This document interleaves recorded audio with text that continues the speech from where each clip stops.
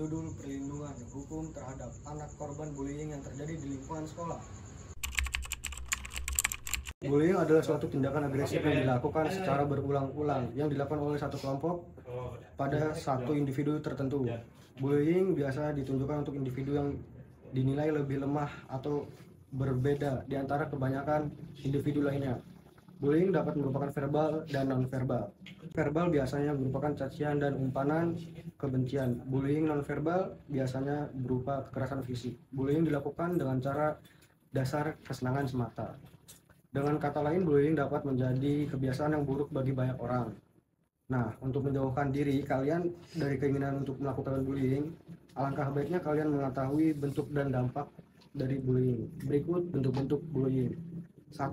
Pelecehan seksual. 2. Pelecehan fisik. 3. Pelecehan sosial. 4. Pelecehan emosional. Latar belakang masalah.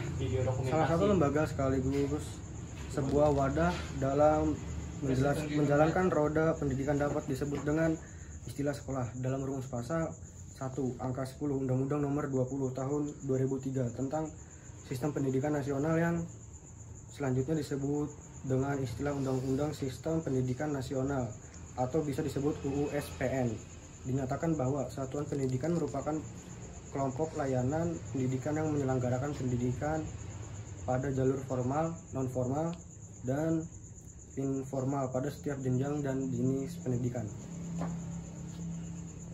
Menurut Komisi Nasional Perlindungan Anak, bullying merupakan facial and psychological abuse atau yang biasa disebut dengan istilah fisik dan psikologis yang dilakukan secara periodik pada korban.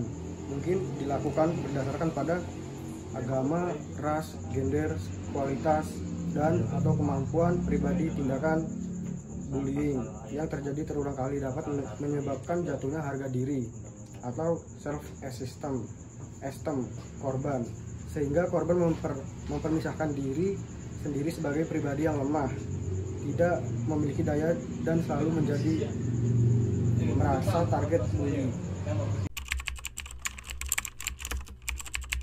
Rumusan masalahnya sebagai berikut. 1. Bagaimanakah perlindungan hukum yang dapat diberikan terhadap anak yang menjadi korban bullying berdasarkan hukum positif di Indonesia? 2. Bagaimanakah tindakan pemerintah dalam pemberian kompensasi terhadap anak yang menjadi korban bullying berdasarkan hukum yang dicita-citakan di Indonesia?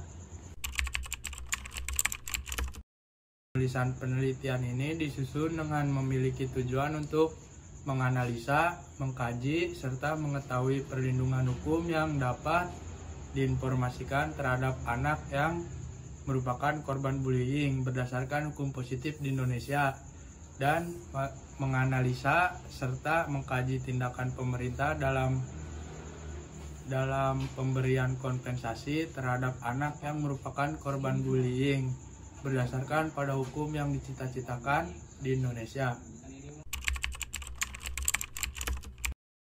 Metode penelitian. Dalam penulisan penelitian ini terhadap kekosongan norma mengenai pemberian kompensasi terhadap anak korban tindakan pidana atau bullying. Perundungan, khususnya terhadap anak-anak, kekosongan hukum memiliki arti tidak terdapatnya peraturan perundang-undangan yang menata suatu norma dalam masyarakat di Indonesia. Maka dari itu, dalam penulisan ini dipergunakan metode penelitian hukum normatif. Menurut pendapat ahli Soerjono Soekanto, penelitian hukum normatif menurut penelitian pada dasar hukum, sistem dalam hukum, tingkat sinkronasi hukum, dan perbandingan hukum.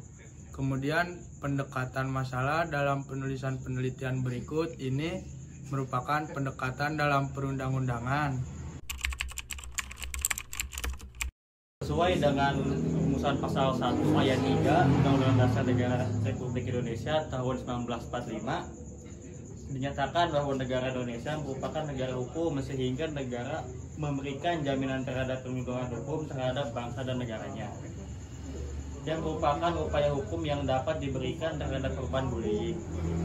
Menurut pandangan salah satu ahli, Sajipto Raharjo, perlindungan hukum merupakan sebuah upaya dalam memberikan perlindungan bagi kepentingan orang perseorangan dengan mendistribusikan suatu kekuasaan kepada seseorang untuk melakukan tindakan dalam kepentingan tersebut.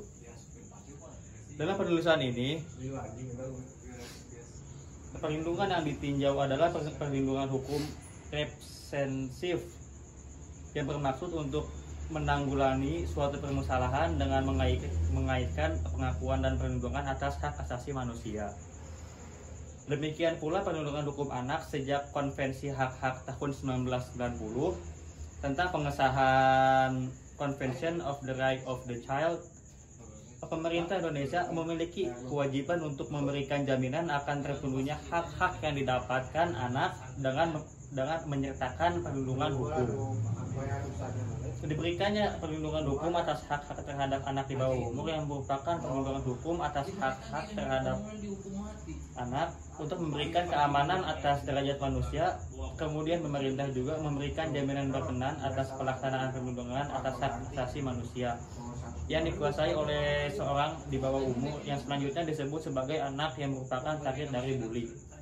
Anak korban sebagai pihak yang menderita dan dirugikan akibat pelanggaran hukum pidana umumnya sekedar diikutsertakan terbatas pada mengutarakan kesaksian di saat dipanggil menjadi saksi korban. Pada saat korban memiliki rasa kecewa dengan tuntutan pidana dan atau putusan yang telah dideklarasikan karena diduga tidak sesuai dengan tindakan yang dilakukan pelaku terhadap korban, maka tidak jarang terjadi di situasi seperti hal yang telah dipaparkan di atas. Menurut penjelasan atas Undang-Undang Nomor 4 Tahun 1979 tentang kesejahteraan anak, dinyatakan bahwa oleh karena anak baik secara rohani, jasmani maupun sosial belum memiliki kemampuan untuk berdiri sendiri, maka menjadi sebuah kewajiban bagi generasi yang terdahulu untuk menjamin, memelihara dan mengamankan kepentingan anak itu, sehingga anak belum bisa memikul tanggung jawab atas diri sendiri. Dampak bullying bagi korban yang paling sering terjadi adalah memicu masalah kesehatan mental seperti gangguan cemas, depresi, hingga post-traumatic stress disorder. Pengaruh bullying terhadap kesehatan mental ini biasanya dialami oleh korban dalam jangka waktu panjang. Kesimpulannya, bullying merupakan kekerasan fisik dan psikologis yang dilakukan secara periodik serta dapat menyebabkan jatuhnya harga diri korban. Sejak keputusan Presiden Republik Indonesia nomor 36 tahun 1990 tentang pengesahan konvensi diratifikasi hak-hak anak, pemerintah Indonesia memiliki kewajiban untuk memberikan jaminan akan terpenuhnya hak-hak anak melalui pemberian perlindungan hukum. Diberikannya perlindungan hukum atas hak-hak terhadap anak di bawah umur yang merupakan target bully merupakan suatu langkah untuk memberikan keamanan atas derajat manusia. Sebuah materi yang sudah kami sampaikan berdasarkan jurnal karya Niputu Sayuri Dewi, Fakultas Hukum Universitas Udayana. Sekian dari kelompok kami, mohon maaf kalau ada salah kata. Wassalamualaikum warahmatullahi wabarakatuh.